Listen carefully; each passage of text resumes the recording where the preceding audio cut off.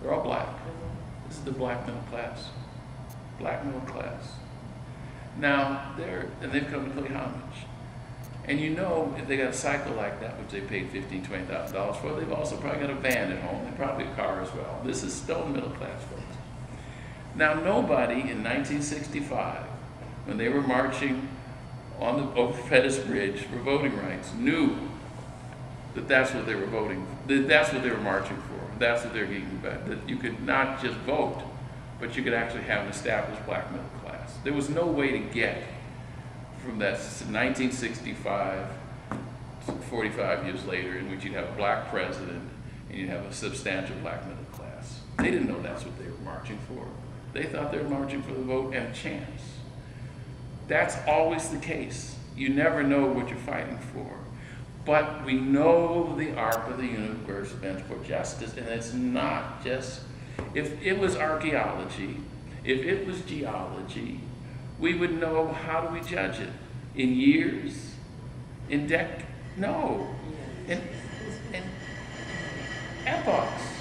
We know the long term. There was no way to get from Virginia, the colony, Jamestown, Virginia colony, when you had the English, the Indian population, and the Africans that came in 1619, the first indentured slaves. There's no way to get from those three groups being there in 1619 to Obama.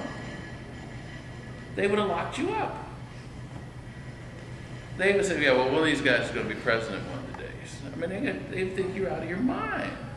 But they wouldn't even think, I mean, they couldn't even get there. The art, so I just said that the trajectory on this, it's not all one way, it's not all straight uphill, but over the long haul, we know where it's been going. I mean, history tells us where we're going.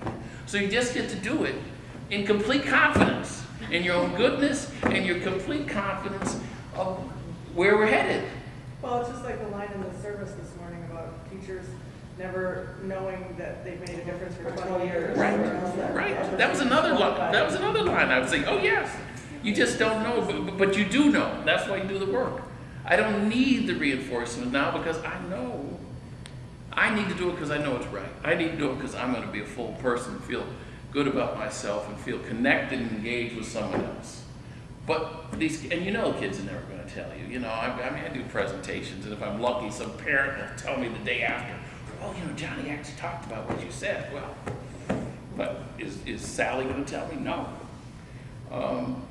That's a given. You can do this with complete confidence in your goodness, and their goodness, and the outcome. It's really a relief. You don't have to be so earnest about it. You just get to do it because it's fun. You get to do it because you're going to find out something. This earnestness is a whole other thing. In any case, you use get earnest about these things, you know, and I don't. You gotta have fun or you're not gonna do it. Oh, we gotta do this stuff. Oh, we gotta do the race stuff. Oh, I gotta do the gender stuff. It's boring that way. Okay, thank you. Thank you.